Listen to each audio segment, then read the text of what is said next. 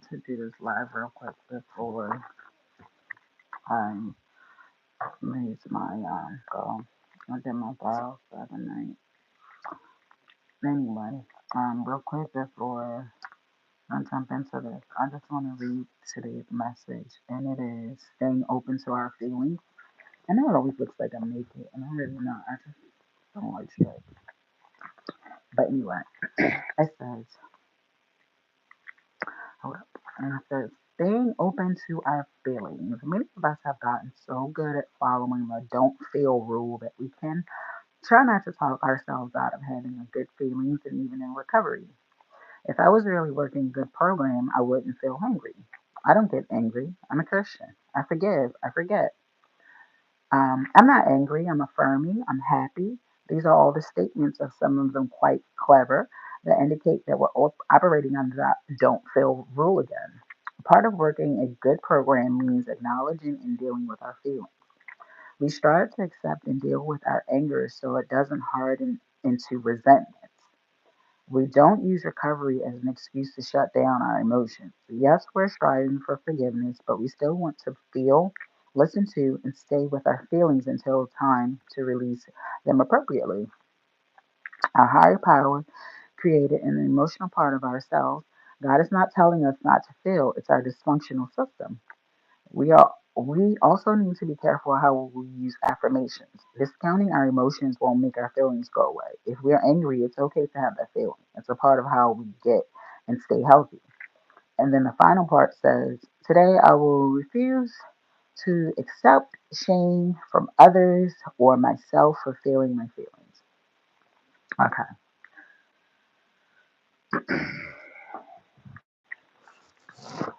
Okay. So we have a pressing topic that came up a little bit recently, and it's not pressing, it's not a big deal, but it's about my message, and my message is Black womanhood, Black sisterhood, Black motherhood, and I want to talk about how the effects of colorist grandmothers will destroy the Black woman's ability to love. So I've been dealing with some personal issues and I've been addressing some things that I'd like to do better with. And one of them is journaling, right?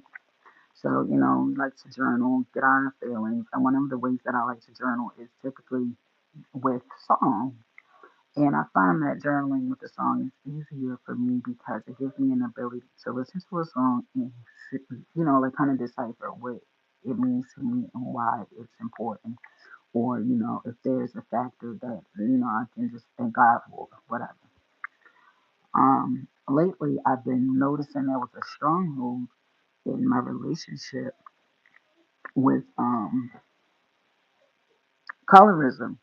I had been struggling to have that conversation because I felt like it's always a conversation with Black women.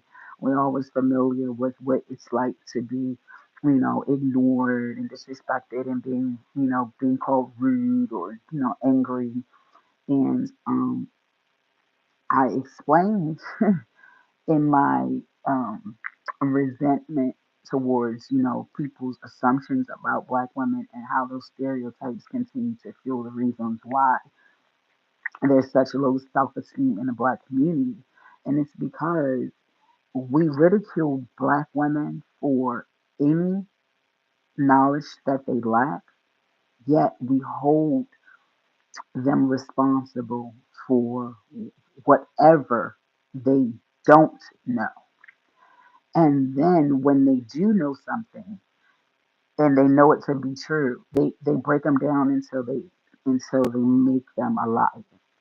And I say that because I've noticed recently with a lot of my worship music and some of the things that I've just been entertaining and how the aesthetics are different when it comes to lighter skinned women versus darker skinned women.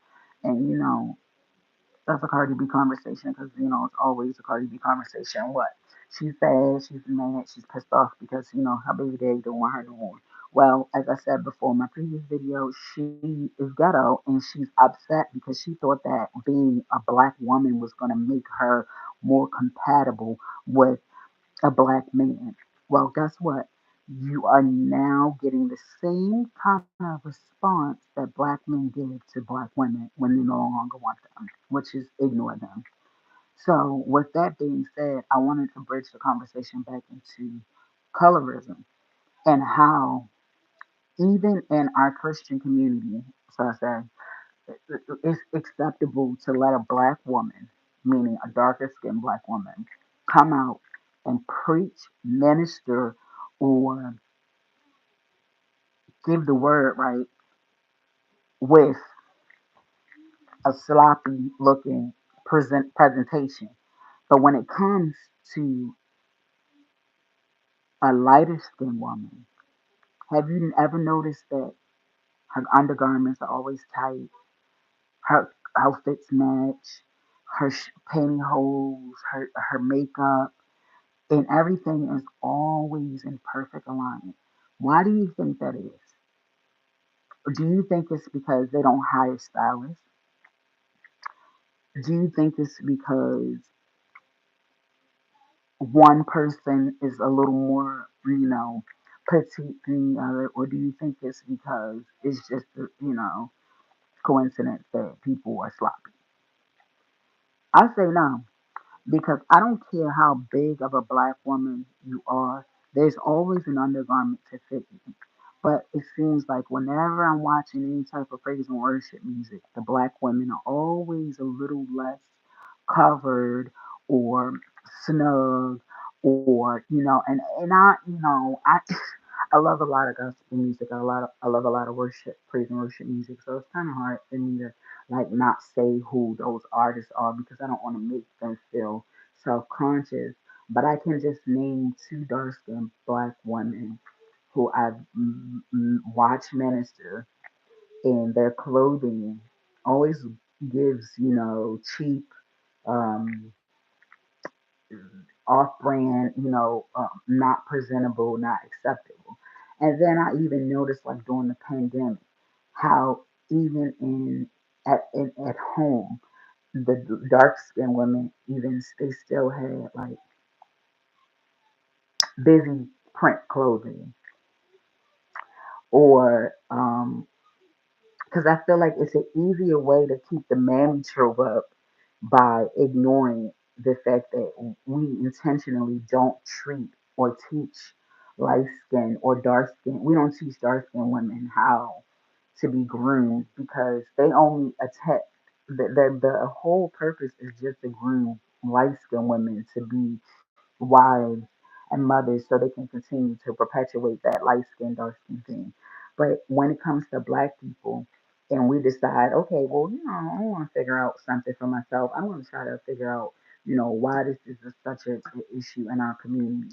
And it is because, and I know that, we all have different opinions, but I feel like it's primarily because a lot of light skinned mamas want to pretend like when they fell in love with these dark skinned baby daddies, they didn't think that they were going to end up having more dark skinned grandbabies.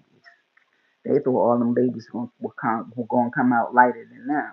And once them babies got here and they realized they weren't as light as they thought they were going to be, they weren't as attractive or cute or physically, pleasing as they wanted them to be, it's like, well, you don't require help. You don't need support. You don't need love. You don't need attention. You don't need affection because you're black. You can take one on the chin, as Kevin Hart would say. You can be strong. And I know people always say, like, mothers are bullies to black women, their daughters first. And I disagree. I think that the biggest bully in a black woman's life is going to be the father side of the family. Why? Because in every scenario, when I literally acknowledge any type of behavior that is dysfunctional, I'm always told by the lighter skinned women that we should have been doing more. We should have asked first, sooner, for more. And now that these people are growing up and they're starting to see that, okay, well, when I was younger, I didn't ask. And then when I got older, I asked, but they ignored me because I was a teenager and I wasn't supposed to be hurt. And now that I'm grown, they're still ignoring me. Is this all because you're just a bad seed? Or is this potentially because we don't help people that don't give us reverence to, something else that we need to idolize? And I feel like as children, I have watched my child be a pawn in so many relationships with different people that had no care in the world for her and her intentions or positivity, good energy. But every time there is a debacle where somebody want to show up and show off, everybody's there. But whenever there's a phone call for a tic tac, some mouthwash, some toothpaste, nobody can be available. But yet they can always be available for that call where you're asking for something. And is it that people, and when I say people, is it that light skinned, like grandmothers, teach their sons through their dark skinned granddaughters that it's okay to beg? Because I will literally see the same grandmother give love, affection, attention, finances, etc., to one family member. But when it comes to another grandchild who's by a different mom or a different dad, it's like, oh, well, you don't deserve it. Why you don't got a job? Why is it okay for black men to absolve their responsibilities of their children and pretend like they don't exist because the baby mama is half decent? Like, if you had a shitty baby mama, you'd probably be a better baby daddy. But because you got a decent baby mama, you don't even have to worry about being a stand up, show up, think about kind of baby daddy because she got everything handled. So when somebody come and ask you how's your child, you don't have to tell them the truth. All you have to do is lie because guess what? She handles that. I don't handle my kids. I don't reach out to my child. I don't communicate with them. I don't take care of them. I don't supply them with their needs. Even though that my daughter is a grown woman, she still lives in my house. And when I say a grown woman, she's a young adult. But you get my point. She still lives in my home. But it's okay for men to not be asked about their children. Like they be like, don't ask me about a nigga you don't see me with. That's how I feel about these kids. If you see these kids and you don't see their daddies, don't ask about them. Because my thing is, them niggas don't ask about your kids. Everybody want to be on your Instagram, but I don't never see nobody ever ask where your children. It's funny to me that black women got to get ridiculed for showing just a hair clip of their children here and there because you don't want to put your children on the internet and expose them to everything because we dark skinned black people, we highly aware and alert of being black at all points in time, so we don't have to camouflage depending on what audience we're around. We're always highly aware. And so with that being said, it's easy for us to know our role, stay focused and do the right thing because we don't want nobody coming after our kids. But y'all, Krishan and Jaden, can leave y'all kids in the house with no food, no water, no phone calls, no two ways, no tissue, and you get accepted by the community. But then you got black women who over here really be needing help, and y'all be wanting to humiliate them and make them beg and grovel for the same seed that came from your womb. How? Why?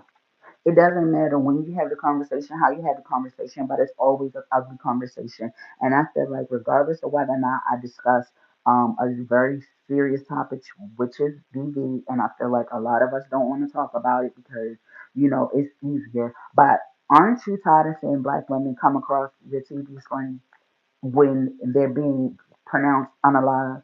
Aren't you tired of seeing black women on your TikTok because somebody got into a disagreement and they didn't want to be told no? Or their ego got too big and they thought that, nobody could ever move on without them. We have to learn to hold men and their mamas accountable for their behaviors. Because at the end of the day, they're going to never accept. responsibility, and the baby daddies ain't gonna never be responsible. So if the baby mamas are gonna be colorists, hateful, what makes you think that they're going to teach your children anything positive? Learn from somebody who has already made their mistake. Do not let your children stay with people that you don't like because they will never teach them anything positive about you. And just know that if you're half-assed, you're going to get more done than if you do it all yourself. If you do it all yourself, they're going to say, well, that's what you want. I jumped into a comment section earlier just to see what the feedback was, and it is basically that. That's what y'all want. Y'all black women want a hard time. Who wants a hard time? Like seriously, like who wakes up and be like, you know what, today I think I'm gonna put on my hard time here. Nobody. And that's why I'm saying like everybody decided that it was easier to leave the Bible, to leave the church and just pick up, you know, at first it was the bonnet as I used to joke about, but now it's really the bust downs, it's the status stilettos. It's easier for you to just change it to a different aesthetic and look like you're more pleasingly aesthetically to somebody else than to actually be responsible and just be held accountable. I have seen more grown folk run away from responsibilities of just helping a child in need. Why? Because they are related to you, than to even just say, whoa, how come I don't see you? Did nobody not ask where you been for the last 5 Christmases, 6 birthdays, 3 New Years? So you mean to tell me y'all have a whole family of children? Y'all come to these baby showers. Y'all come to these gender reveals. Y'all show up at all of these little, trinkets and extravaganzas for these new babies. But then once the kids get here, everybody wants to absorb responsibility. No. You wanted to be a village. You wanted to be at the gender reveal. When that mama needs some help, come help her. When she need a break, come help her. When she need her clothes washed, come help her. When she need to just get a pedicure, come help her. Give her some time to herself. Stop complaining that you can't do it because it can be done. It's a choice. You choose not to help people because it's easier to turn somebody down to help them because then you have to realize and you have to accept that you're the reason why they're without. So before you continue to get on other people and talk about where they lack, remember that there used to be a team. There used to be a community. There used to be a village. There used to be a church. There's no longer any type of communities that are having gatherings outside of our day to day. So for that reason, and solely for that reason, there's nobody around who cares about what happens to the young women who are being assaulted and unalive. And I'm just so sick of it. And I think that once I saw, the age proximity to one of my daughter's high school friends who was unalive, it made me realize like it was my job to teach my daughter that her dad was the boogeyman. Ain't that some shit? Like, how do you tell your own child don't trust your daddy? And the thing is, it's like even though people have their fault. Like when I was growing up, it was a big thing. You couldn't keep nobody around your kids because this, and you couldn't keep nobody around your kids because of that. But see, the thing is people will let you bring your children around a pedophile, but they will not tell you about the uncle who be abusing the auntie. And I just want to know, when do people like me, as a mom who really loves and cares for her child, you know, where does she draw the line to the colorist behavior that was taught to my child without my own will? Like my daughter had natural hair all her life, right? All her life. She goes to stay with her grandmother for a summer. And what happens? What is the one thing that you can do to a pro-black mom that will piss them off at all points? Do something to their kids' hair. And what did you think that they did? They permed her hair. They didn't perm her hair because she needed a perm. Whoever needs a perm? Nobody needs a perm. They permed her hair to piss me off. And I tried to get people to understand, like, when you have kids, don't just pay attention to the person that you think you love. Pay attention to the people that's around you, because their behavior is what's going to entail that child that you're gonna have. That child's gonna grow up with that same rambunctious, big, all the lights kind of behavior and attention seeking. And when you don't give them that same crash of enjoyment all the time, they're gonna think you're boring. And the thing is like, when you're focused on taking care of something or someone, you don't have time to be doing being fun. Who got time for fun when you got things to do? And I find it so interesting that all of the baby daddies can be on Instagram, posted up, not one of them with a photo of their children, the baby mamas, no thank yous, no nothing. But you have the audacity to have your cash app in your link in your bio, and you ain't even seen or heard from your own children. Please, y'all. Like, and I know this conversation is probably redundant and it's something that people don't want to hear, so it's easy for you to turn your ears off. But realize that everything that goes on in our lives is a reaction to a situation, and we cannot control everything. So, therefore, as Black women, there are some things that's going to happen that we don't want to happen regardless. And when we were growing up in the, early 1900s, and our ancestors, they went through a whole lot of stuff. So my thing is, it's no reason for us Black women, dark skinned Black women, to be going through the same thing now that we went through before, when we're still doing the brunt of the work and being the man, but y'all get to be light skinned and sit up and get married and breed colorless children, and then wonder why your family is divisive.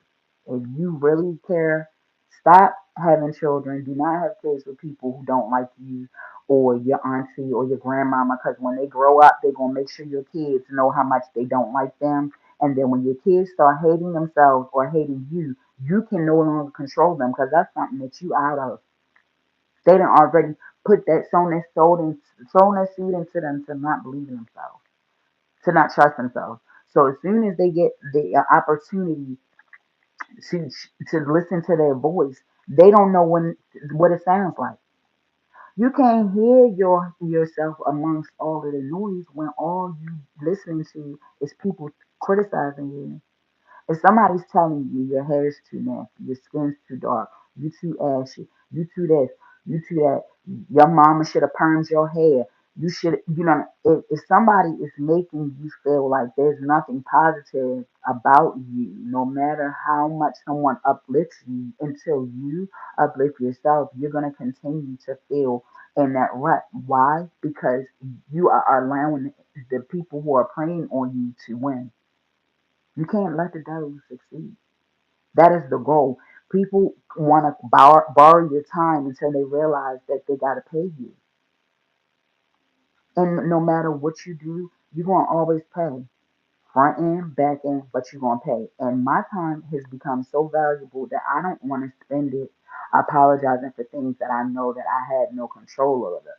However, I do think that there needs to be more of a discussion about how Black men have ran away from all accountability and ran to being a podcaster or comedian, because they branched off by pretending to be Black women and to be funny and to make fun of us.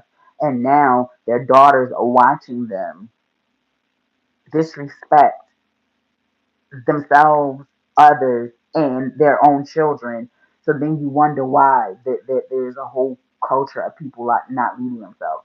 You can't keep blaming it on crack. You can't keep blaming it on drugs. You can't keep blaming it on war. You can't keep blaming it on gays, because there are many straight, unattached Black men out here still creating homes, broken homes, and still not taking care of their own grown children.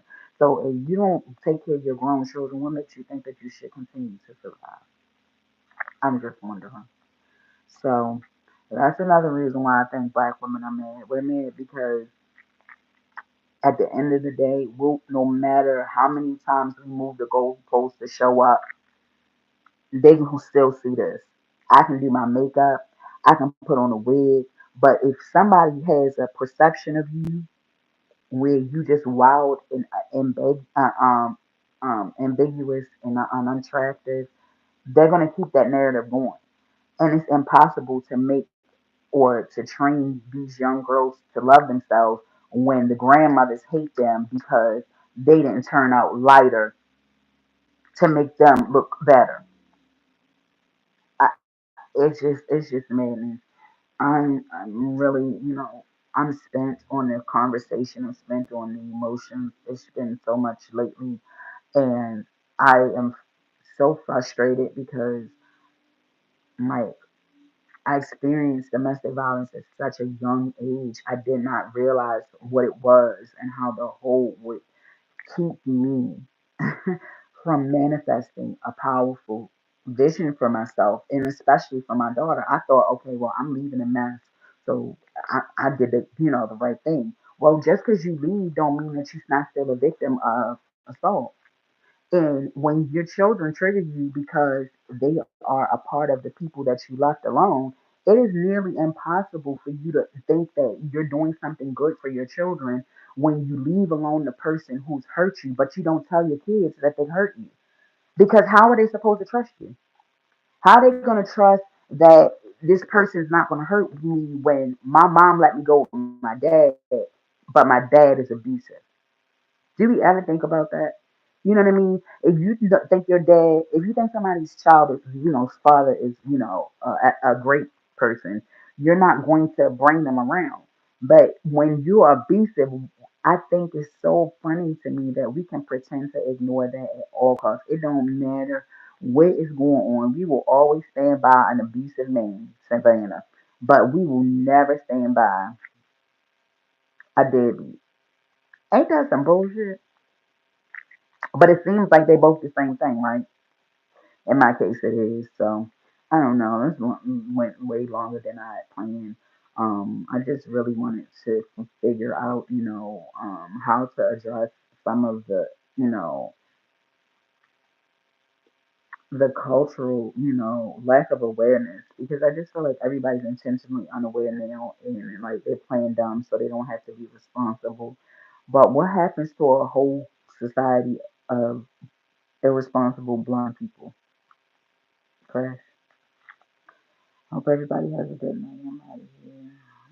Keep yourself in prayer. Remember, it's always about, trying to do something best for yourself, but there's no good or bad. It's just the best for the moment. And even when you think that, you've done all you can as a mom, just know that your children may not always be appreciative for what you bring to them, but know that you didn't do it alone and you only had help because you know or you didn't have help or you lacked help because you can't be smart. So don't be black and smart. That's just a toxic recipe for help because people love to help you when they think you helpless. They love to help you when they think you're crippled. But as soon as you realize that you can stand up on your own 2 feet and you don't need them, that's when they want to give you all the help. And the thing is that if you can't help somebody when they're down, then are you really helping them?